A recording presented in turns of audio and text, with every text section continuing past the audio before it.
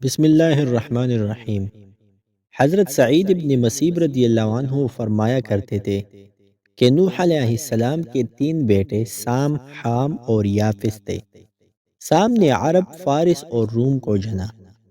ان تینوں میں خیر ہی خیر ہے۔ حام نے سوڈان، بریر اور قبط جنا، اور یافس کے ہاں ترک، صقالیہ اور یاجوج و ماجوج پیدا ہوئے۔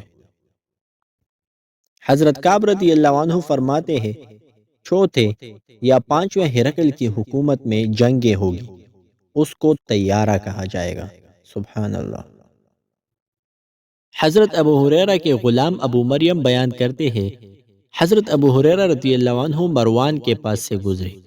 وہ مدینہ کے درمیان میں اپنا محل بنوا رہا تھا۔ اب فرماتے ہیں میں اس کے پاس بیٹھ گیا۔ مزدور کام کر رہے تھے۔ حضرت ابو ہریرہ رضی اللہ عنہ نے ان سے کہا مضبوط عمارت بناؤ، دور کی امید رکھو اور بہت جلد مر جاؤ۔ مروان نے کہا ابو ہریرہ مزدوروں کو حدیثیں سنا رہا ہے۔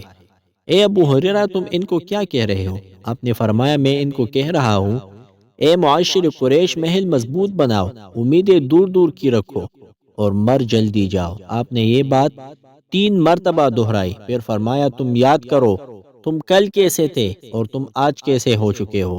تم اپنے غلاموں فارس اور روم کی خدمتیں کر رہے ہو۔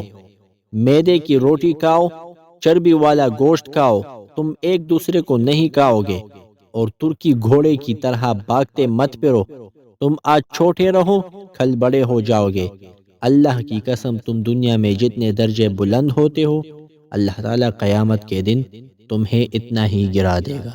اللہ اکبر۔